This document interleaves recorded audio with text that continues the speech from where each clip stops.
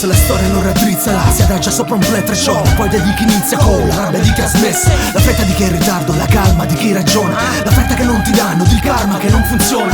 Se la storia è storta, il tempo non ti supporta, non resto tra chi conta, io resto tra chi racconta. Il vero è condizione, ispirazione a nuove fonti, il conto alla rovescia che un giorno rovescia i conti.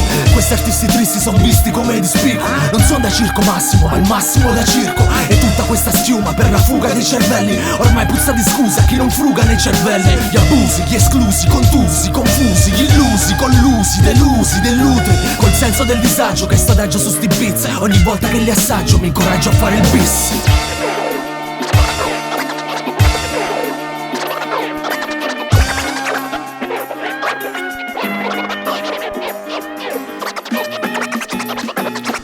Non ci ho mai fatto l'abitudine, chi ci ha fatto l'abitudine, chi si è comprato l'abito da posto in altitudine, chi si è comprato l'arbitro che ha fatto sempre incudine, chi si è comprato l'attico e ci vive in solitudine. Datemi il biglietto che sto film non vuole il prezzo, le comparse sono scarse in più l'attore non è onesto. Sto posto qui è uno scempio, ritrovarsi è da piegato, con la vita da impiegato che ha impiegato male il tempo. Così ne accendi un'altra, vabbè tutto sommato, ma hanno scheletri nell'armadio dell'arma che io gli ho dato. L'Italia che si imbratta, che si compra la decenza, non c'è scienza doppia H, chi ne parla è fantascienza. Mi dicono sta attento, tu guarda chi sta peggio, ma se ognuno si accontenta, chi è che tenta il meglio? Così se avessi un sogno come Martin Luther King, e che un giorno il suo sogno sia realtà di un lunedì.